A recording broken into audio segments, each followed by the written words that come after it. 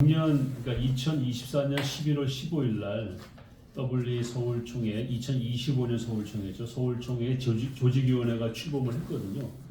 그 이후에 이제 밖에서 보실 때에는 별다른 움직임이 없어 보이셨지만 저희는 내부적으로 많은 준비들을 해왔습니다.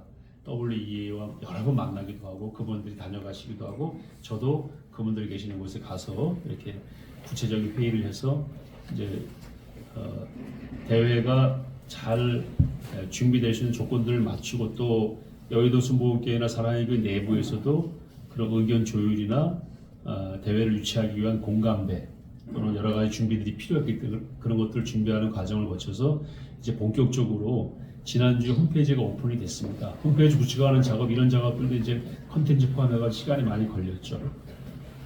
이후부터는 이제 본격적으로 기도회부터 또 주최하는 분들이 계속해서 분야별로 모여서 하시고 작년부터 가장 활발하게 활동하신 분들은 신학위원회입니다. 신학위원회 8명의 연구 교수님들이 이 WEA에 대해서 연구하시고 WEA 신학에 대해서 연구하시고 WEA가 받고 있는 오해에 대한 진실을 확인하기 위해서 연구하시고 그 연구 결과들은 다 지금 홈페이지에 올라가 있습니다. 향후에도 신학적 이슈가 있을 때마다 이분들이 연구를 할 거고요. 나중에는 2025년 10월 27일 열리는 서울총회의 아젠다, 그다음 서울총회가 마쳐지면 선언할 서울선언 이런 것들을 집필하는 작업에도 신학위원들이 계속해서 활동을 할 것으로 그렇게 논의가 되고 있고 WEA 쪽에서도 이런 걸 다 알고 있습니다. 그래서 그쪽에서도 집필위원들 선정해서 4월쯤부터는 본격적으로 아젠다 세팅하고 타픽을 만들어서 이제 좋은 선언이 나오도록 그 선언 내용은 무엇보다도 복음에 대한 분명한 정의 또 성경에 대한 성경 무어에 대한 다시 한번 재확인하는 것 우리가 알고 있는 한국교회 신앙의 전통과 전혀 다르지 않는 기존의 WA 신학과 신앙에 대한 분명한 입장을 다시 정해서 세계교회와 함께 가는 그런 내용이 담길 거라고 보고요. 또 서울선언에는 한반도 이슈가 있겠죠. 통일 문제나 북한 문제 그리고 북한 선교 문제 이런 것들 또 한반도 이슈니까 동북아를 중심으로 하는 여러 가지 선교의 문제 이런 것들을 다룰 걸로 보고 그런 것들을 이제 신학위원회 계속해서 연구할 거고 정기적으로 계속 모임을 이 방에서 갖고 있어요. 신학위원들이 나중에 신학위원 명령에 대해서 말씀을 드리겠습니다. 앞에 드린 이 자료는 WEA가 보냈거나 WEA로부터 저희가 요청한 설명이 포함된 자료고요. 여러 가지 총회가 내놓은 공식적인 보고서도 이 안에 다 있습니다. 이걸 읽어보시면은 그동안에 우리 교단이 어떤 입장이 있었던가를 알 수가 있고 다른 분들이 WEA를 공격할 때 문제 삼은 문서가 다종교 세계에서의 그리스도인의 증거라고 하는 문서거든요. 세 번째쯤 있는데 이걸 이제 카톨릭과 WCC와 함께 맺었다고 그래가지고 종교 통합으로 간다. 다종교 사회에서 다종교 세계에서 그리스도인의 증거에 대한 다시 말해서 여러 종교가 있는 곳에서 우리가 선교할 때에는 어떤 자세를 가져야 될 것인가 하는 내용이거든요. 아마 한 10페이지 정도 넘어가서 보시면 있을 텐데.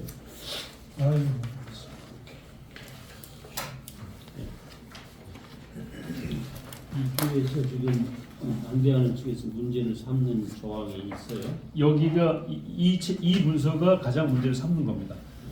저도 어디를 문제 삼는지 알 수가 없어요. 근데 여기서 문제 삼는 건 이 문서가 종교 통합과 혼합주의를 가는 거다라고 하는데 여기 내용에 이걸 이번에 새로 저희가 신학교에서 번역을 다시 했습니다.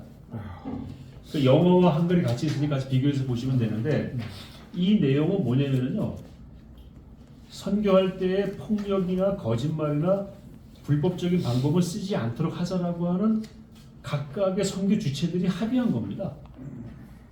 그리고 선교는 우리의 소명이다. 교회의 소명이다. 그런 내용이지 캐톨릭과 우리가 뭐 같이 가자 WCC와 같이 가자 그런 내용을 담은 것은 전혀 아닙니다. 그런 내용도 한번 확인해 보시죠. 이런 문제는 그 교황청과 WCCW가 공동으로 작성했다는 거예요. 그걸 갖고 지금. 왜냐하면 이 세 굴을 자꾸 부딪히니까 현장에서. 네. 그러니까 우리가 선교하러 갔더니 이 그룹에 있는 분들이 불법을 행했다 그러면 거기서 부딪히잖아요. 컨플릭이 있으니까 야 그러지 말고 우리끼리는 그렇게 하지 말자. 그런 내용이죠.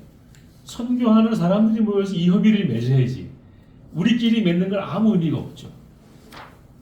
컨플릭이 일어나는 주체들이 모여서 우리 불법을 쓰거나 폭력을 쓰거나 거짓말하거나 이렇게 해서 선교를 왜곡하지 말자. 그런 내용이에요. 그러니까 WEA에 대해서 하여튼 뭐 분석을 한다든지 등등 할 때 항상 어떤 그 시각의 파트들이 선교학적인 어떤 그런 시각을 항상 염두에 두고 읽어 나가야 되죠. 그렇습니다. 그렇지 않으면 오해를 사죠. 왜냐, 예, 그렇습니다. 그리고 이게 WEA가 일개 교단이 아니고 연합 기구잖아요. 우리 한교총도 WC 속한 멤버가 거의 절반입니다. 한교총. 우리 거기 속해 있잖아요. 기장. 그러니까 연합 기구는 그 한 개 교단의 신학이나 신앙적 전통을 그대로 반영하기는 어렵습니다. 그럼에도 불구하고 WEA가 표방하고 있는 7가지 신앙 고백은 우리 교단의 신앙 고백하고 정확하게 일치합니다. 그러니까 이제 최소한의 어떤 그 신앙 고백 속에서 오는 데를 그러면 이제 서로 용일하자 이거죠. 근데 예. 뭐 세부적인 것까지는 이제 갈 수가 없고 예컨대 우리가 뭐 예정론을 딱 얘기하면은 감리교하고는 대화하면 안 돼요. 감리교 예정론은 아니거든요. 완전 성화론, 알미니안주의. 성결교하고 대화하면 안 돼요. 근데 한교총 안에 다 들어와 있거든요. WCC하고는 교류 안 한다. 그러면 한교총에서 나와야 돼. 한교총 멤버의 절반이 WCC입니다. 그런데 WEA는 WCC와 다르다라고 얘기를 하고요. 에큐메니컬이라는 단어를 WEA는 쓰질 않습니다. 일부러. 왜? WCC랑 같이 보일까 봐. WCC는 에큐메니컬의 핵심 타이틀이잖아요. 제가 WCC 본부도 가봤습니다. 예.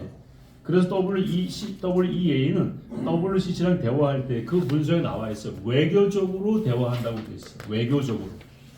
뭐 합치거나 그러는 게 아니고. 그런 부분들을 좀 명확히 이건 저희가 누구 주장을 되풀이하는 것이 아니고 다 문서에 나와 있는 내용들입니다. 네. 여기 보면 동성애 문제에 대한 WEA 결례가 나와 있는데 확실하게 말해야죠. 예, 확실하게 어디에 있어요? 아까 그 저거 그 종교다원주의 뒤에 나와 있어요.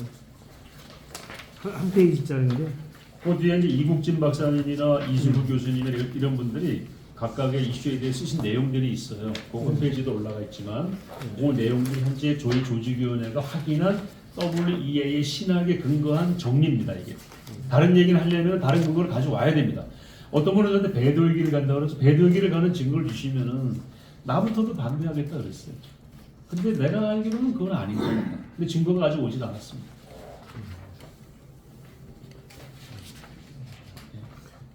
이렇게 이해하면 돼요.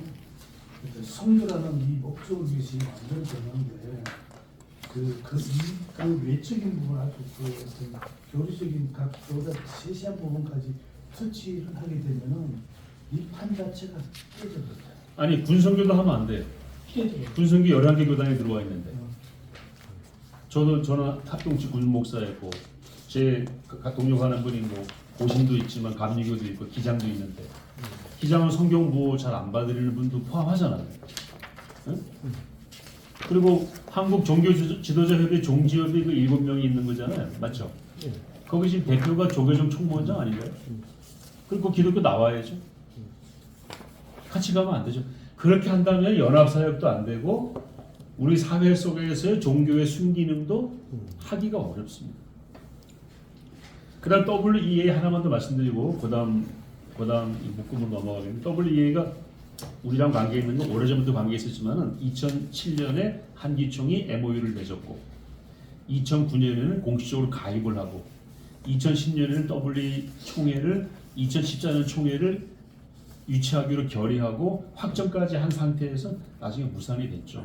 한국교회와는 계속 연관을 맺어왔다라는 것이고 한국복음지협의회는 아시아연맹에 가입을 해서 WEA랑 네트워크로 국제 네트워크 사역으로 계속 연관을 맺고 있고 한국 그 개혁신학의 광맥이라고 하는 개혁주 신학자인 김재성 박사님은 WEA의 신학위원이었어요.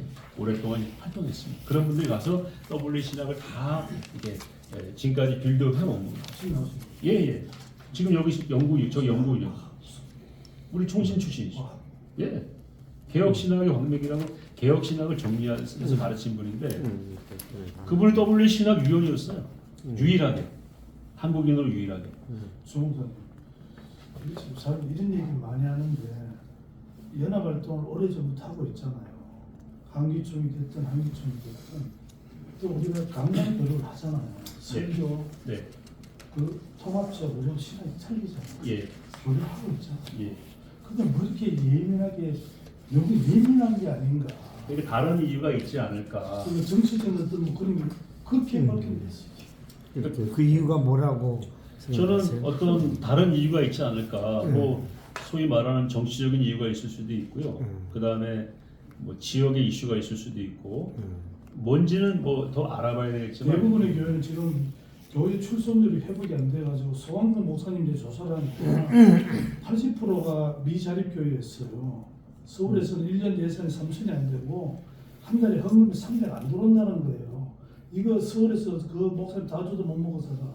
근데 지금 최근 누가 그러는데 이게 더 늘어났더니 85%예요. 이런 상황에서 너무 소모적인 논쟁을 하는 게 아닌가. 이것보다 에너지를 쏟을 때가 많은 게. 그리고 이제 뭐 총신에서 이슈가 불거진 부분도 있고요. 그래서 그런 것들은 나중에 뭐 다른 차원에서 얘기가 되겠습니다만 저희들의 대회를 총회를 하기로 결정하고 섬기는 이유는 다시 세계 복음주의 한국뿐만 아니라 다시 이제 좀 부흥을 일으켜서 좀 그리고 한국 교회가 가지는 건전하고 좋은 신학을 좀 더 확산시켜야 되지 않겠는가라는 거고 두 번째는 제자 훈련이에요. 제자 훈련으로 도와달라고 요청이 왔습니다. 본격적으로. 그리고 지난번 자카르타 총회의 결의 사항이 제자 훈련 10년 동안 하자였는데 제자를 하는 교회가 세계에 많지 않잖아요. 그래서 우리 교회 한국 교회 요청을 해서 얘가 이걸 수용을 하게 된 거고 그 두 가지를 확산하는 게 이 총회의 목적입니다.